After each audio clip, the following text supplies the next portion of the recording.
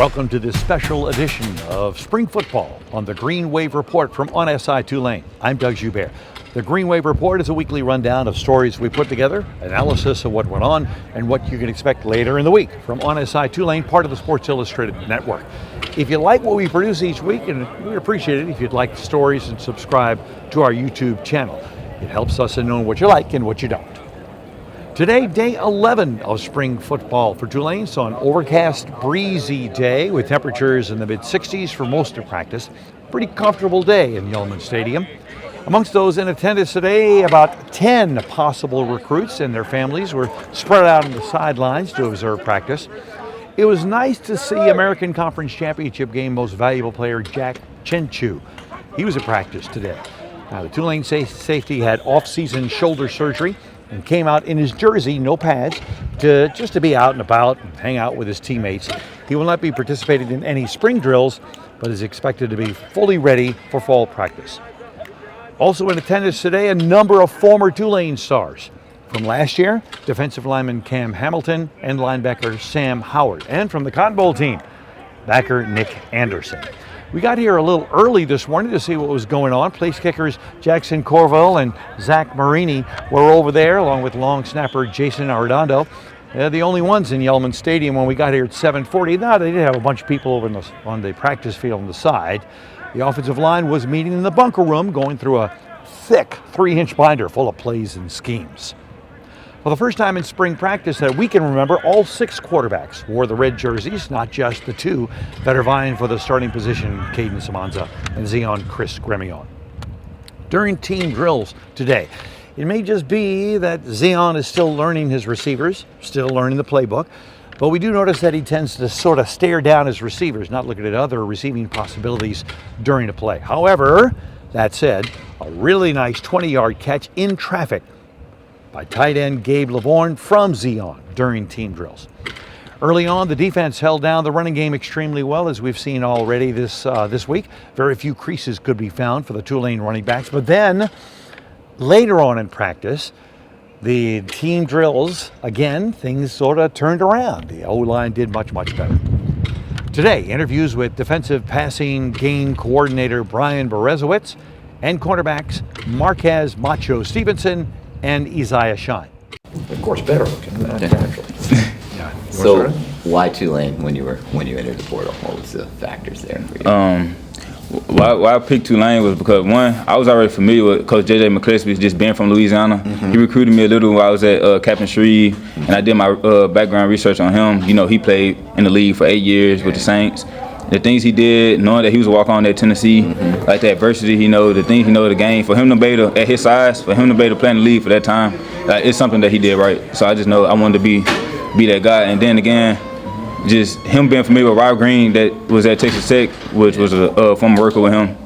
He recommended JJ, just looking back at the years of the development and stuff. And people might say that I come down of conference, but being around Tulane, Tulane not sneaking up on anybody no more. Like, we're gonna get everybody in the best game now at Tulane. This is a building program for sure.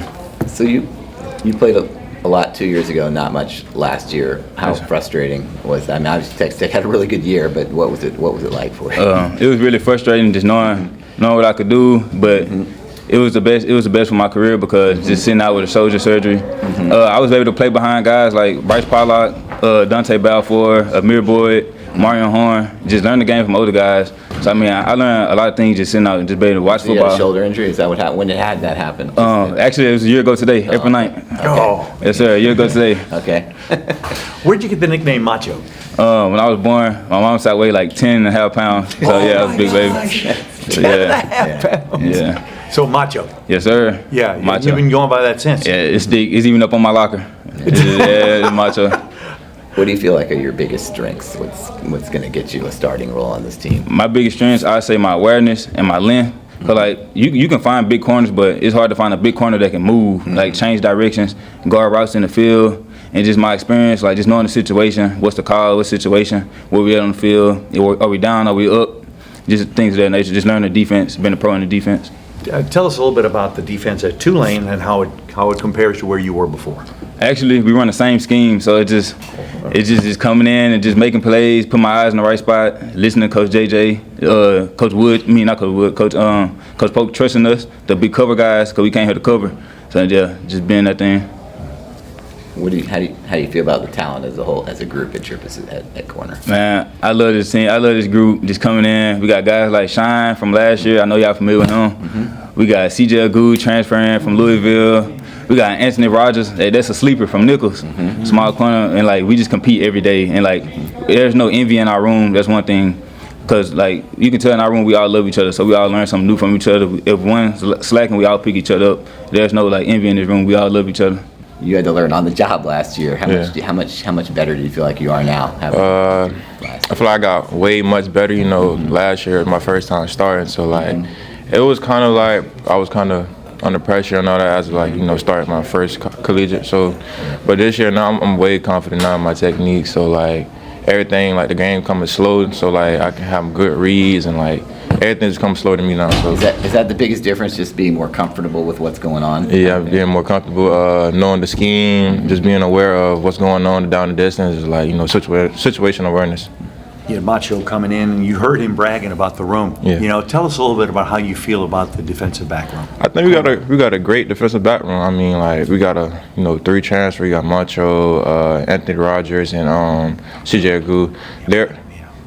There are some they're great guys. So like every day we put in work every day. So we'll go on the field, do some drills with each other. You know, we get tips to each other, what we see, what everybody else see.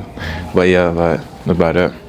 What do you feel like are your biggest strengths? My biggest strength is just being situational awareness, being physical, and like just being confident in what I do. So like no matter who I go against, like Macho said, you won't find too many corners that's big, tall, and long that can move. Like. So how's it feel to be the better looking of the two?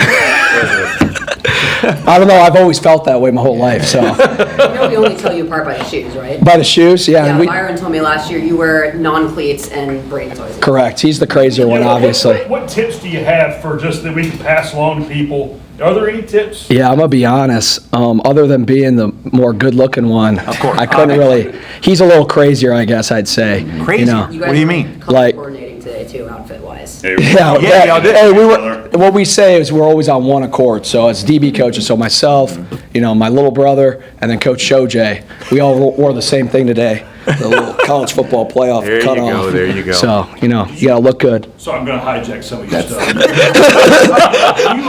Do you know of any? Because we're going to send out something like nationwide. Because I have to believe that you guys are the only twins They're who pass are. game coordinators together. Well, I'm assistant coaches, like official coaches. Yeah, Like, on you the know same them? staff. Yeah, Yeah. I would think probably, and it might be even a little much having us on the same staff right now. But we have a fun time. Coach Polk and Coach Hall are freaking awesome, and they allow us to be ourselves. And like I said, like Braden's a little bit crazier sometimes, so I sometimes have to be the mellow one. But you see how our defense is on the field. We all get a little crazy and we feed off each other. So no, it's definitely fun. It's definitely a blessing for sure. So there's a ton of continuity on the staff, even with the coaching change. How much do you feel like that's going to help this I think it's huge because I think there's comfortability with the players. Like the players, like at least in my room, like they all know me already because I was here last year. I think that's a huge bonus, especially with the way college football is these days with the transfer portal. Like the fact that we only had to get, I think it was 17 or 18 transfers. Like we had like the third least, I think, in the country. Like that's a huge advantage for us.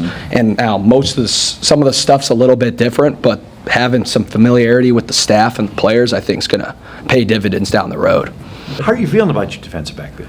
I'm freaking really excited. I think we got a chance to be whatever we want to be. We got to be, like we talk about, discipline. If you want to be great at anything, you got to be disciplined. Doesn't matter what profession, whether you're a football coach, football player, a student, a husband, whatever it is, it's discipline. We say it's humble, detailed, and consistent. And so for us, yeah, we're going to have some days where, you know, things aren't going to go our way. Like, and we got to humble ourselves, like to understand that we don't got all the answers right now. But if we continue to be detailed and consistent, regardless of the circumstance, whether we kick ass at practice today, excuse my language, or we don't have our best day, if we're just consistent with that, I think like we got a chance to do whatever we want to do. And we got a lot of young guys right now, so we're not perfect by any means. We got a lot of young guys that are moving around different spots. You know, it's obviously well documented. We had some of our best players obviously leave for other opportunities, but that's just an opportunity for other guys to step up. And I think we got some guys coming in. Like we said, there's not that many transfers, but the guys that did come in and transfer, I think you just talked to one of them, he's going to be a freaking big-time player. I was about to ask you about Macho. Can you tell us a little bit about him? Yeah, Macho's phenomenal. He's super smart, and obviously everyone can see the physical traits. Like he's long, he's fast, like he's athletic, like he's just scratching the surface of what he's going to become. But the thing that separates him is his mindset. Like he is a super intelligent player, and for that position, if you can anticipate and make plays to complement like his length and his size and his speed, like he could be a problem. And obviously that's why we're super excited. We got guys like him playing both sides right now, like getting a chance to showcase. So, like Shine started last year, and like a lot of young quarterbacks, he got picked on a little bit. Teams went at him. How much is he going to, if he channels that the right way, how much is that going to benefit him going through that experience? Yeah, I think that experience was huge for him. You know, coming off a redshirt season where he played 0 snaps, and then he started all 15 games as a redshirt freshman. That's tough to do at corner. I don't care where you're playing, whether it's the NFL, the American, I don't care what conference it is. And he stepped up in a big way. Like, I know there were some plays that he'd like to take off the tape, but now as an older player, like he's a year older, he's got all those plays under his belt. Like now he's going to be experienced.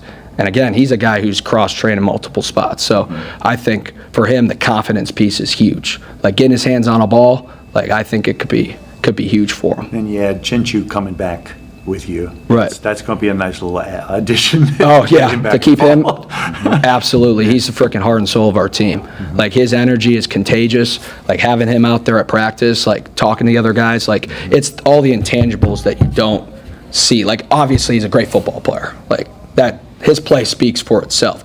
But it's the sum of all parts of our defense. When he's out there, like, he's the quarterback. He's the one communicating to everyone. He's the one bringing that energy we talk about on the sideline. Like, he embodies who we are as a defense. So I can't say enough good things about what he is and how he prepares and the type of season that, you know, he's going to have. We hope you've enjoyed this special spring football edition of the Green Wave Report from OnSI Tulane. This Saturday, day 12 of spring football, we'll have a special report for you at 4 o'clock Saturday afternoon. We hope you'll join us then. I'm Doug Joubert.